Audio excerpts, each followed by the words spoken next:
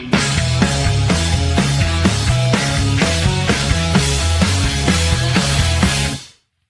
go! It's time for the talk to you. 'Cause fans of the sport, it's always coming through. If all green is always on the sea, it was the always bring to life singing. So get ready, get ready, 'cause here they come. All right, then the ambiance around you should tell you it's time to talk Buffalo Bills football. Big win against the New England Patriots. It's the Manchild Show with Boy Green Digital. The Manchild Jim Lurch here with my partner, Paul Boy Green Esden Jr. What's up, Paul? How are you? Good morning. Happy holidays. We're a week from Christmas, Lurch, so hopefully you got all your Christmas shopping done and you're not doing any of the last-second procrastinating and any of that rushing to the stores and getting your stuff, so hopefully you have all that lock and key.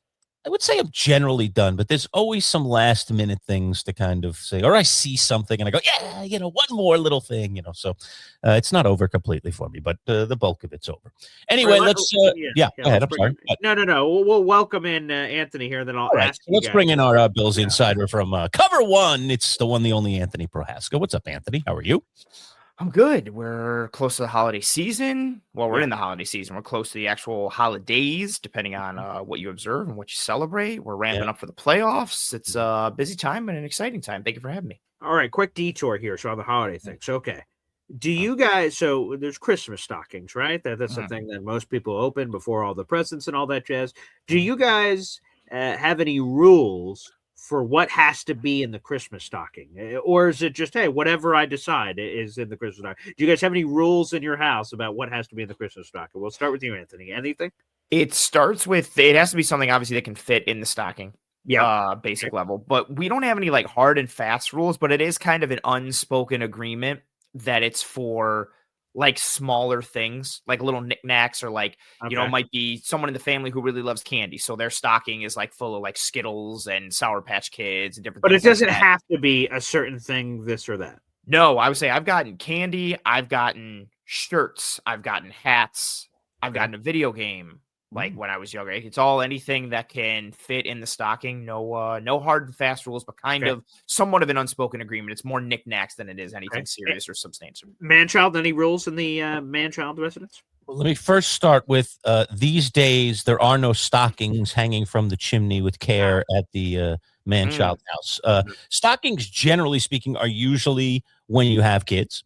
I remember, really the last time that I had a stocking, Boy Green, would have been when I was a kid. We had 4 stockings hanging along the mantle of the chimney, the fireplace, whatever you want to call it, near the chimney. And, each had our name on it, and that was your stocking. But I have not had a stocking in a long time. I did for a period of time hang a stocking for my son. I only have one child for him, but he doesn't have a stocking at his house anymore. So there's no stocking there. But all that aside, I still do believe in the stocking, even though I'm not currently participating. And here are the rules. Number 1, clothing other than socks and gloves, not allowed. So T-shirt, can't do it. Anthony can't have a T-shirt, even if it's rolled up. Nope. I'm out. Yeah. Clothes don't belong in the stocking other than socks and gloves, because those are the small item clothes. Number 2, it has to be novelty type items, as Anthony was saying. So fun things, knick-knack things, a tricky deck of cards, a ball that you throw up and it comes back at you or something. Just silly, goofy stuff like that. That's definitely in there. Candy is allowed. Money, however, is not allowed. Cash, not allowed in the stocking. Can't do cash in the stocking as well. So those are some of the basic rules, Paul, that I can remember from the stocking days, which if I revert back to stockings at some point, perhaps at some point I could have a grandchild or two. We'll see. We're still a long way from that. My son does not even have a girlfriend at the moment. But if indeed that happens, then perhaps the stockings will be rebirthed. Okay. So I'm going to get to my actual point here in a second, but Lurch, I just wanted to do a quick follow-up on some of the things you said could be in a stocking. You said a ball that you throw up that comes back to you. isn't that any ball that you throw up would then come back to you? I'm saying like a trick ball, something that you throw and it comes back to you, like it's on a string or It's something. on a string, yeah, Oh, like I on a paddle. Okay, because like when you said that, I'm like, isn't that every They have ball? all kinds of goofy Does stuff. a yo-yo count? It's not a ball. Yo-yo, but it's definitely. I have gotten yo-yos in my stocking. That is absolutely a stocking item. I used to want a Dunkin' every year, man. A Dunkin' yo-yo. That was like, that was the bomb. Yeah. Well, That was a big deal.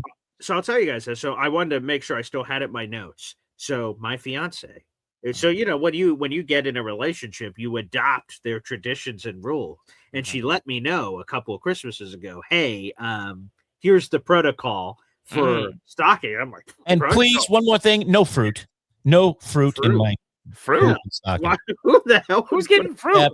Yeah, I know somebody in the fam that used to put fruit. It's gonna get all hairy. That's Like the fruit out of my stocking. Yeah, I'm not eating the fruit that came out of a stocking. Also, like, so someone was it on purpose though? Maybe someone was like, "Oh, we forgot to fill up Timmy's stocking. I got a banana." The idea was we're going to be nutritional here in your stocking. So apples and oranges were regularly inserted and regularly cast aside. Like, what are you doing? You just got that out of the refrigerator and you stuck it in my stocking. Please don't do that. Disappointing. Gave me these rules, and so I wrote them down so I never forget them. On a year to year, I have to go to like the store and go up. Well, I need one of these. So here are the things that are in here. This is like super personal. So hopefully she's not listening to the show. Okay. There's a deodorant that has to be in there. Brand new deodorant every year. Has to be in there? These has to be in there. If they're not in there, something I have screwed up the Christmas tradition. There has to be deodorant. So is that a message to you that perhaps you're not so pleasantly spelling, or that could be? But this pre-existed before, like we met. Like this. So everybody in the family is getting it. Like at the very, like they're all getting deodorant in the stocking. Yeah, apparently, yeah, right. Got it. A new head for toothbrush. So the mechanical toothbrush, she wants a brand new head for a toothbrush. So very hygienic. Go with a small toiletry like that. I'm okay with the toiletry. Okay. So this is a supplies. This is like a line, but I'll go with the toothbrush. I'm okay with that. This is like a supplies list or like a back to school list. We need pencils. We need notebooks. Okay. Yeah, right. Okay.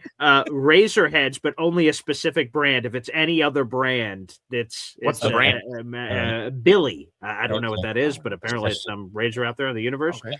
Candies, but of this specific list. They have to be of this list. There's a short list of the candy. Okay. Sour Patch Kids, Lindor chocolates, specifically only the red ones, Reese's, Tootsie Roll, Whoppers, Cowtails, Charleston Chews. Now, wait, so you can get any of those or you have to get all of them?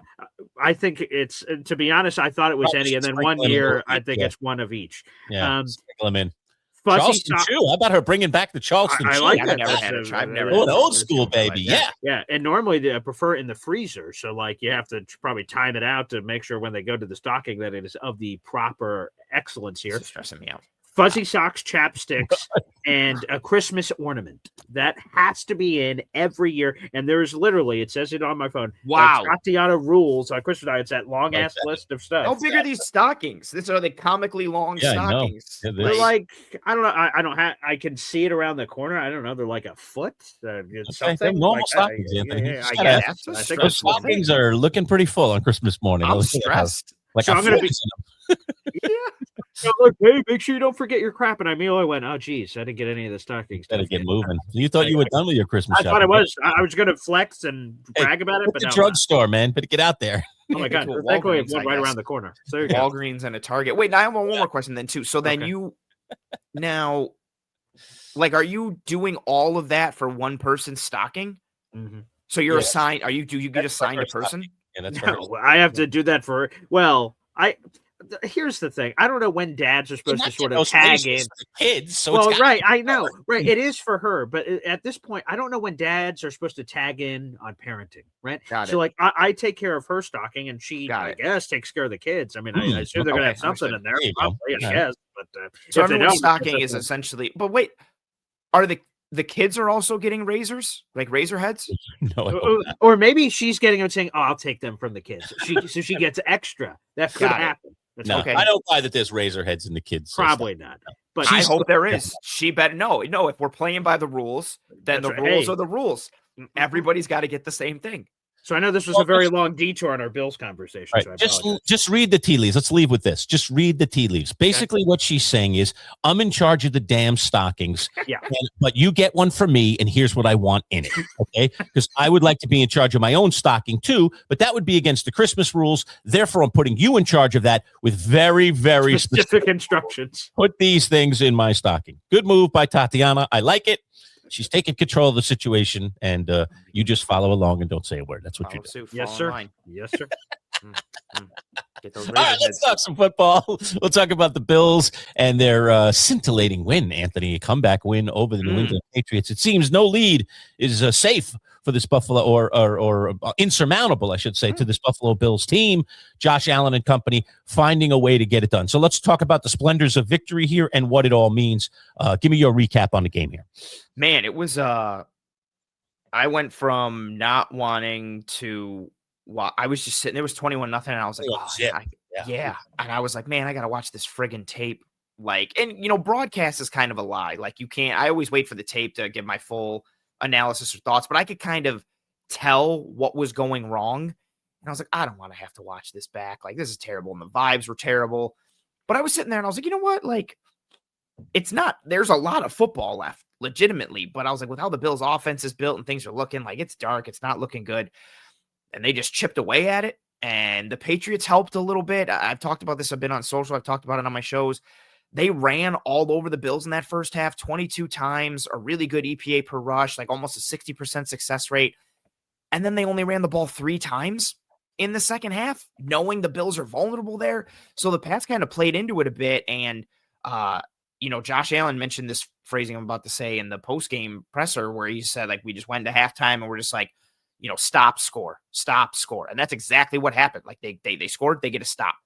They scored, they get a stop. And it just, the Pats fed into it. You saw the momentum and the rhythm. It was pretty nuts. And, from a logistical standpoint, you're still alive in the AFC East. Maybe you've kind of planted some more seeds of doubt into the Patriots. Maybe they start to spiral a little bit. Maybe you continue to ride this wave. But, worst case scenario for the Bills, you're still alive in the AFC East. And I think you showed, the Pats and maybe their organization, definitely the fan base, that like, hey, you guys thought you arrived, but maybe kind of not so fast. So, which I guess they really appreciate. The Bills were a favorite, according to Vegas. I know, Anthony, sometimes you comment on this. I was like, oh, boy. Well, as a matter of fact, both 11-win teams before the weekend, Denver and New England, who were at home, were both underdogs in their own building. I was like, man, that's if I'm Vrabel, that's easy bulletin board material to throw around. We're an underdog. Oh, okay. And then, like I said, you guys end up coming back and getting the win. Is this more for the Bills? Because, like, there is now a path to winning the AFC East if New England collapses and you guys were able to flip it. Was this win for you more about what it does for Buffalo and reinstilling any faith, confidence, whatever there, or whatever doubt you may have planted in New England? Which one was more important? Oh, are we talking from a team perspective or a fan base perspective? Team perspective? Yes, both. Yes. Oh, I think from a fan base perspective, it meant more to the Bills. Because I think, Patriots fans, I still think have, and understandably so, I do think they have a bit of arrogance that comes with being a Patriots fan. They know, like, the dynasty and all the rings and Tom Brady and even just the run in general. I think that Boston sports has been on the last, 20 years with the Cubs the Bruins have had and the Celtics. World Series for the Sox. The Celtics got a ring. Like, all the, it's become a bit of a title town to a degree. So I think that kind of influences it well. But for Bills fans, I think, and I think I'm a good example of it. Granted, I'm also a Red Sox fan, so I have double paranoia. Bills fans are just never secure in anything. If something starts to go sideways, and this kind of season is an example, like the talk, and this has crept in nationally a little bit too, but the talk is like, oh, we had our shot, 13 seconds. Now the Patriots are back. It's like, I can't believe they're back already. Like, we're not going to win the division. Like, oh my God. So I think the fan base was kind of spiraling a little bit. So for them to pull out this victory, I think meant more to the Bills fans than Pats fans. From a team perspective, I think the Patriots have a strong enough culture that this won't affect them too much. I don't think they're going to buy into the hype of we are paper tigers and we are a product of our easy schedule and this and that. I don't think that'll influence them too much. So I also think this kind of meant a little more for the Bills. And Josh Allen also kind of alluded to this. He's very much in the pressers, even after they beat the Chiefs. Hey, like big win. What was your thought on this? It's just the next game up on the schedule. You'd rather win than lose. We keep it moving forward.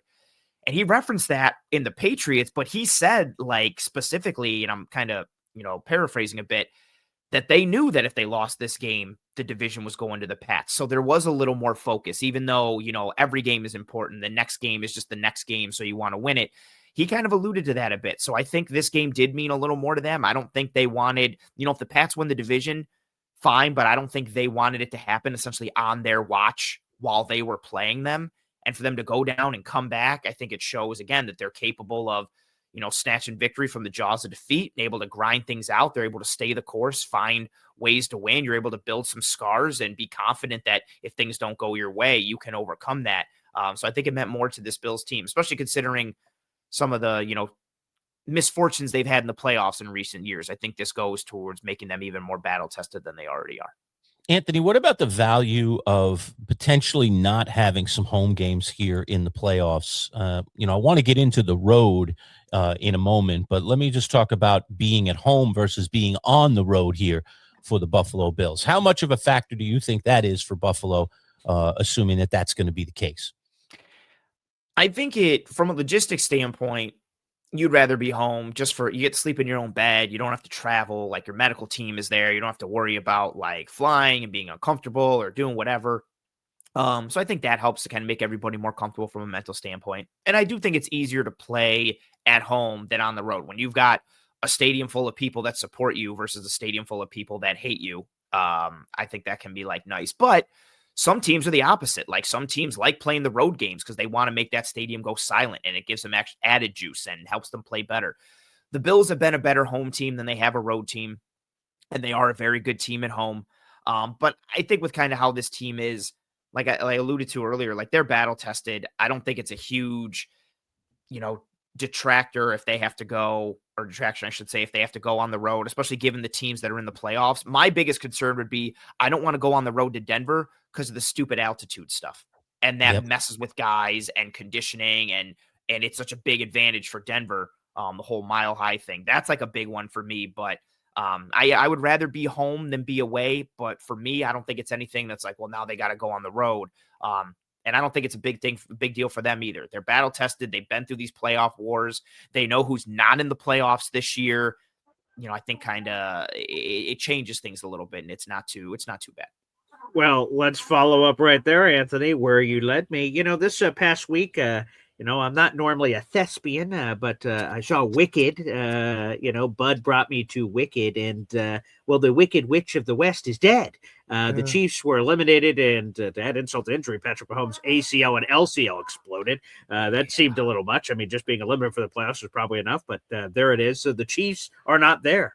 So, Anthony, you don't have to check your closet before you go to bed at night to see if the Oogie Woogie Boogeyman is in there. He's not in there. So what does that do for the psyche? Because Buffalo's going to make the playoffs.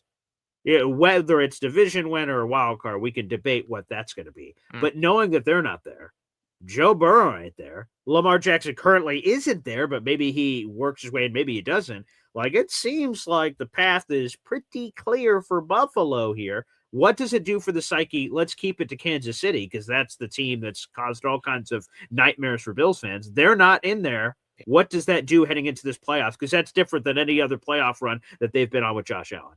Very true. And it's funny, when they were eliminated, I quote tweeted something, I don't know, Bleacher Report or something that was like, oh, Chiefs have been eliminated. And I quote tweeted that with a picture of the house that fell on the Wicked Witch of the East. And the ruby red slippers are like on the feet and underneath the house.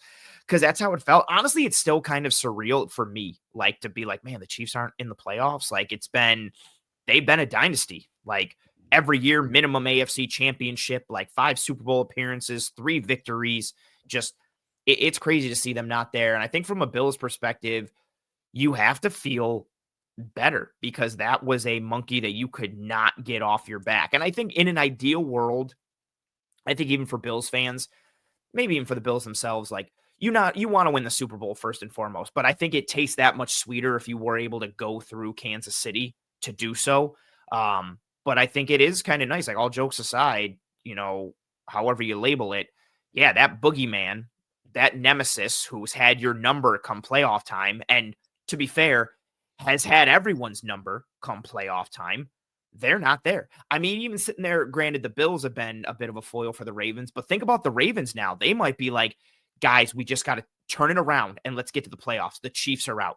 Like, yeah, the Bills have gotten us, but we beat the hell out of the Bills earlier in the year. We gave that game away. Like, I think this might even be a boon to the Ravens. Like, the Ravens and Bills have been consistently, like, knocked out by the Chiefs. I just think it has such a big impact across like the whole conference. But for the Bills, especially, yeah, that team that's had your number, that it seems like the ball always bounces their way and in their favor.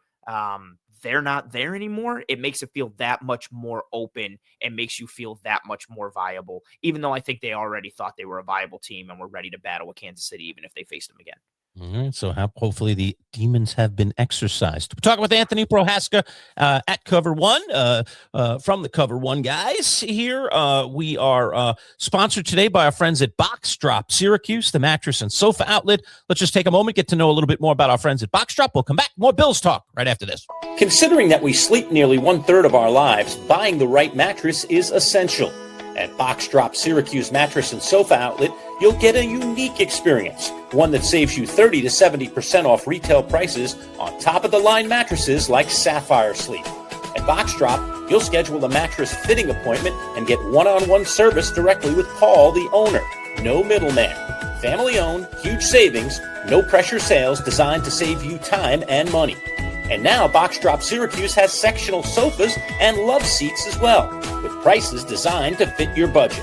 Box Drop Syracuse Mattress and Sofas. Set up your appointment today at boxdropsyracuse.com.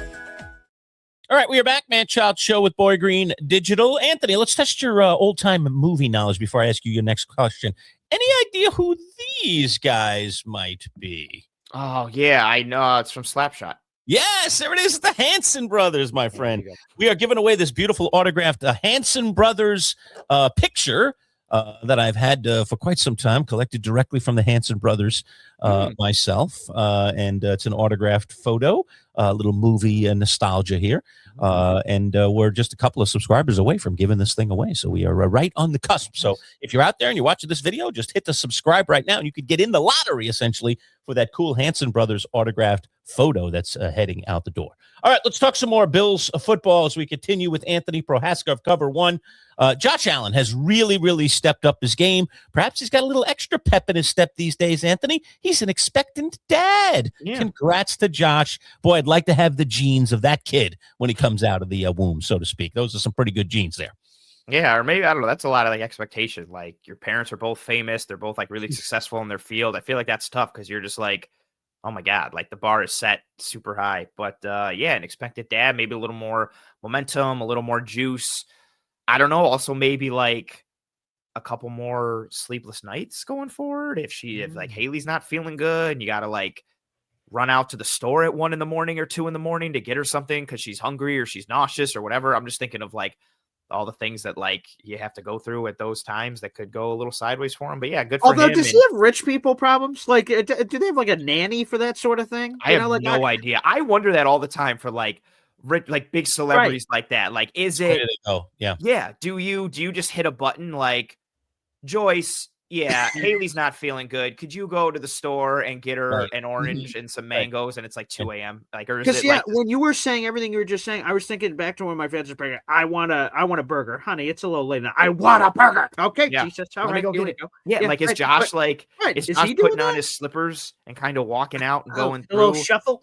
Yeah, I do. I always think back to like it's not the best example, but I remember Gwyneth Paltrow came out with like some book or something of like, oh, like how she manages like her kids and like how to be a mom. And her thing was so like out of touch. It was like, I wake up and I have our chef make the kids this breakfast. And then I put them in the car with the driver and they go to school. And then I do this. I'm like, you're out. We don't have chefs. We don't have drivers. Like we're putting Eggos in the toaster and taking the kids to school and then taking ourselves to work. Like it's what's happening here.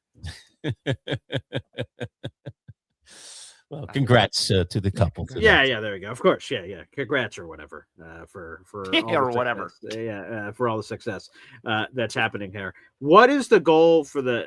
I mean, there's obvious stuff with again the divisional race and officially clinching playoff spots and stuff, and there's all those kind of clinching scenarios this weekend. But for you, what is the goal for the Bills in the final 3 weeks of the season? Just stay healthy. Yeah, 1,000%. Just be healthy, and be the best version of yourself come playoff time. In an ideal world, they win the division. In an ideal world, they get the 1 seed. Cool, awesome. But just be the best version of yourself come playoff time from a health standpoint, from a schematic standpoint, and rhythm standpoint. That's it. I've said that for the entirety of the season, for the off season.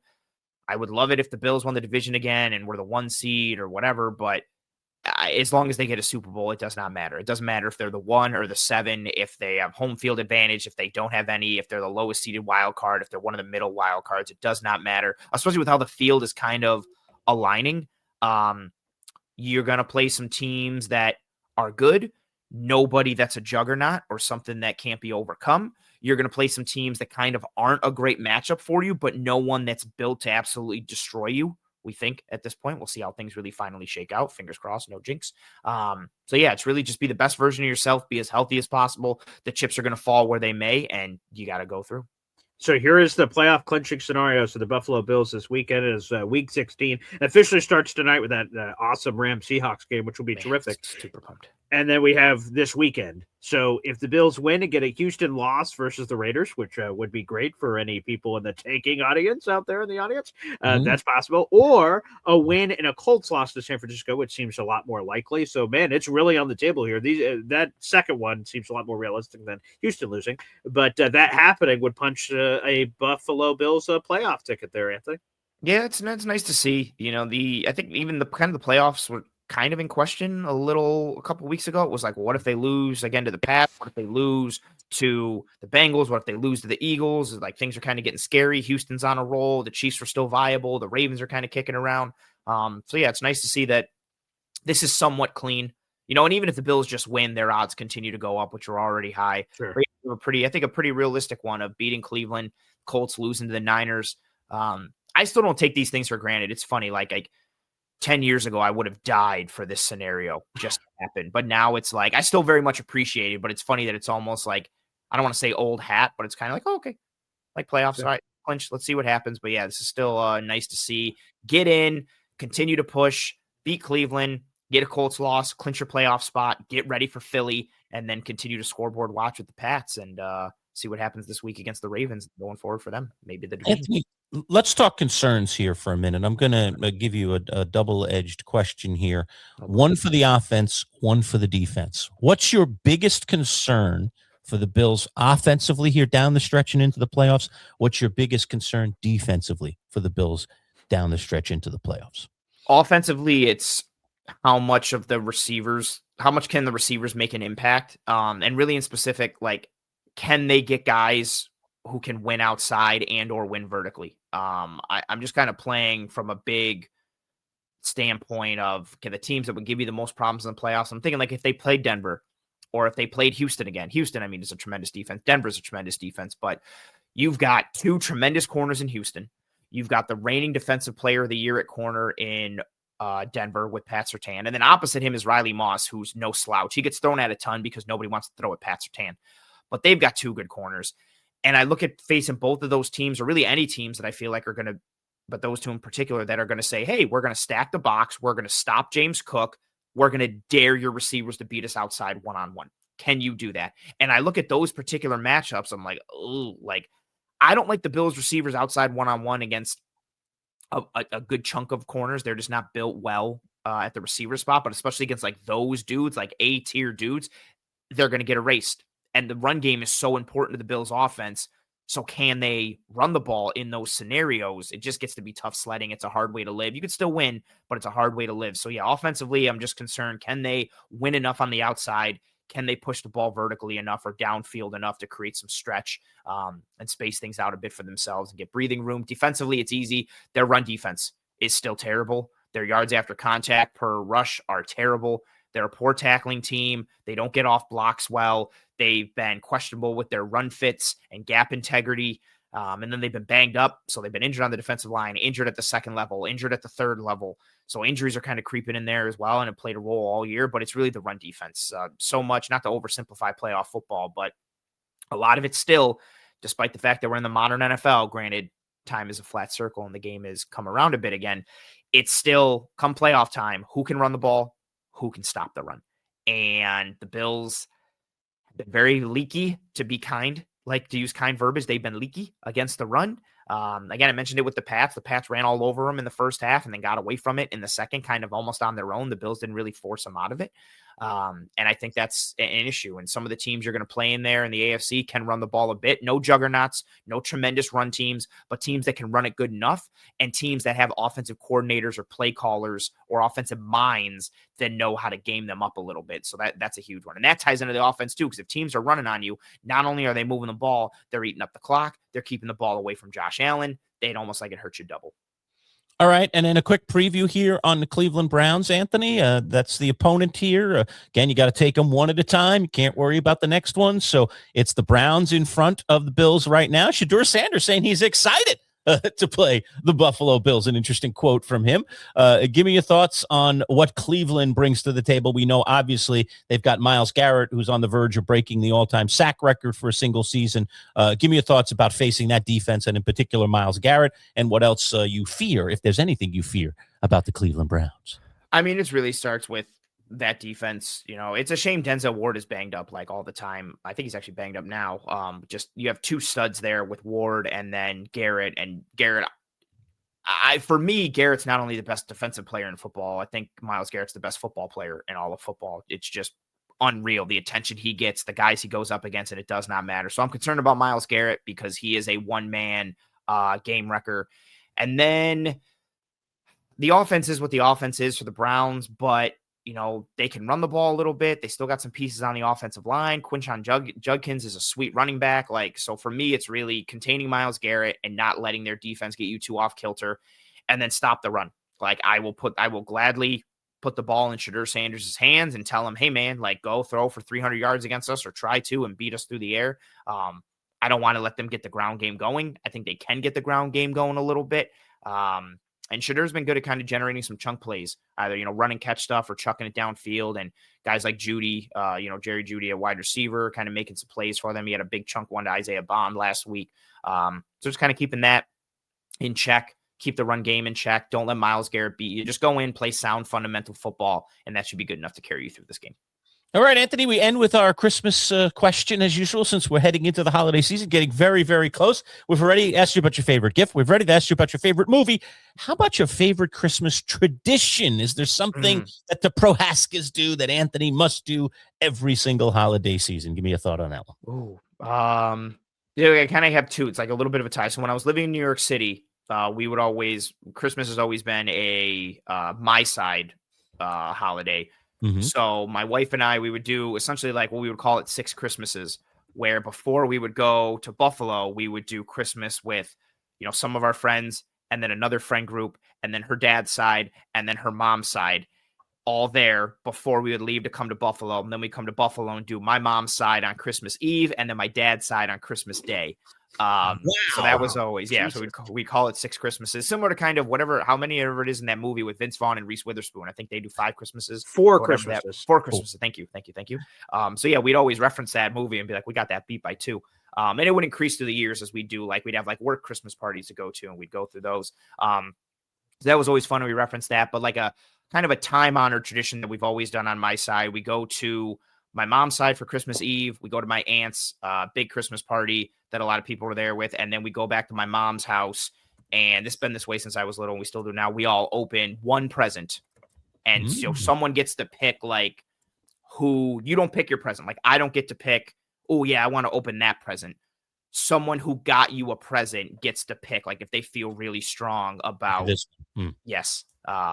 That type of deal. So yeah, I like that. We always go and then go back. And then the rest are open on Christmas morning. Okay, so you're more of a Christmas morning opener, but you do get the one gift on Christmas. Yes, and it also adds the anticipation because you're sitting there thinking like, man, like who? Because it could be anybody. Like if there's like 5 people there, you don't open one present from all 5 people who got you a gift. One of those 5 is like, I really want Anthony to open this. And then I'm like, hey, I really want so-and-so to open this. And someone might bark back and be like, no, I want so-and-so to open this. Oh, one. competitive. So, okay. yes, Wow. competitive. But now you're also sitting there thinking, if you're the person, you're like, oh man, I got 2 gifts that 2 people are really passionate about. Like I might win right now. And then I got another thing to anticipate for Christmas morning. It just adds a little bit of stuff. Nice. Are you allowed to do fake tough guy? You know, that there's those fights in high school where you're like, oh, he's holding me back. So you say, you know, like you get in there, someone says, oh, my gift. No, my gift. And then, but you don't really mean it. It's sort of like a ghost bite.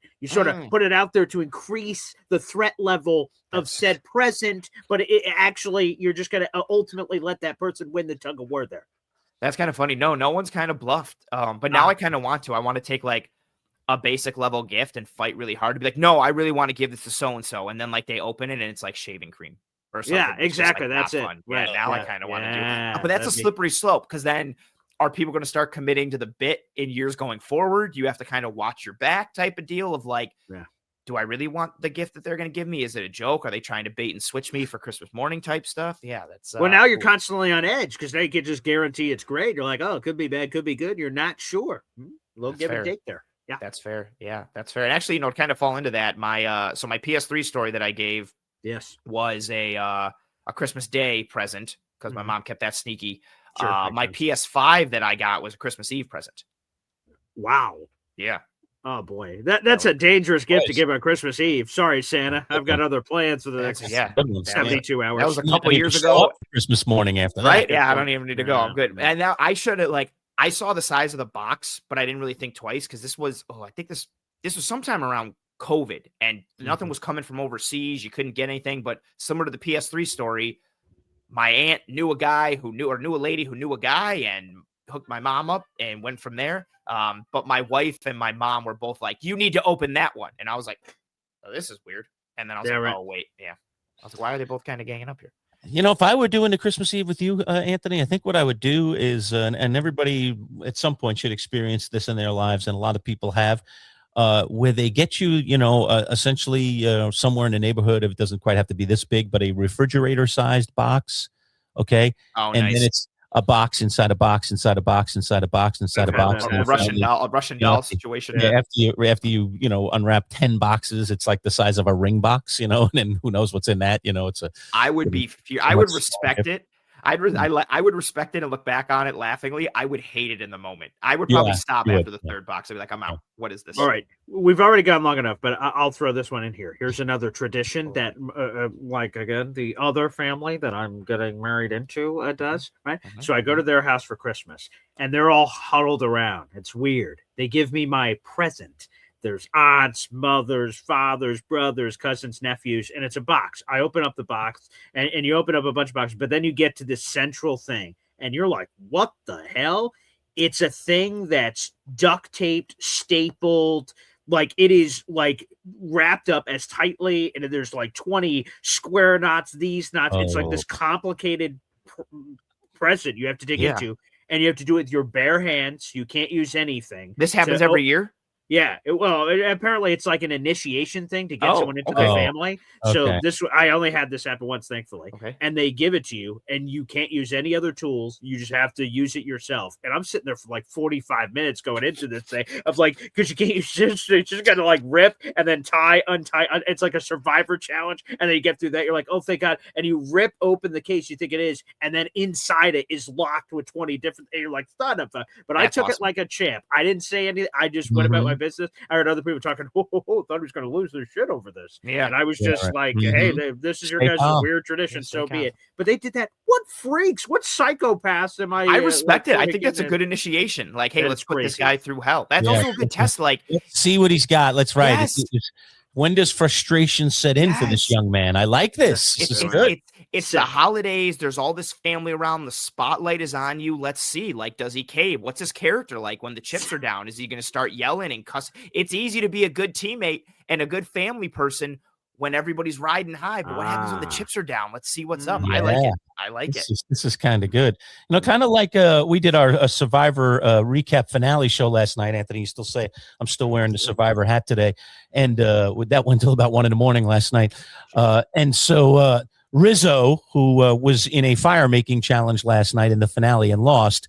One of the things I didn't get to say in the postgame, Paul, was how calm Rizzo stayed. I thought that was really extraordinary that he completely stayed calm. So I can imagine you going through that insane gift and just, okay, well, let me see if I can get this angle. No, let me flip it. Try To this. be honest, I don't know how that wasn't uncomfortable to the people in the room. Like, shouldn't he be freaking out over this? Like, this is a very stressful situation. So I tell you what, too, they didn't. I would rather be you and be unwrapping. I wouldn't want to watch someone struggle with it. I'd want to be like, can I help them? Like this, I feel bad. Can we help? Like I wouldn't be able to watch them struggle. I'd be fine being the person struggling. I wouldn't want to watch and not be able to help. By the way, they had no problem watching. They were grabbing popcorn. They're just so like, everybody's just all eyes are on you watching 100%. you. Oh, we're in the living room. No other presents are being opened. Oh my God! I'm surrounded. I'm in there, and then again, I have no idea what's going on when they're all huddled around me. This is designed to embarrass. Yeah, I'm like, what the? And then I just open it, and I'm sort of thrown off. Like, what in the world is going on here? So I'm just untying things and doing everything. But yeah, they all just huddled around and watched the entire time. No one offered help. No one offered anything. I like it a little less now. This is kind of intense. I don't know. And then you open it all up, and it was like nothing. It was like I was going to say, I got this strong feeling that there were razors inside of that thing. Yeah, it was like a bag of jutsu beans. I don't know what the hell it was. It was something stupid, and I'm like, wow. Razor family, man. Yeah. It's all coming back to the razors. Razors and deodorant. One in your stocking too, and you won't have to unwrap it. Enjoy. Merry Christmas. All right, with that, as they say, we are out. Anthony, happy holidays. We'll try to talk to you one more time before we get to Christmas, but thanks, buddy. Great having you. Thank you for having me. Enjoy the rest of your week.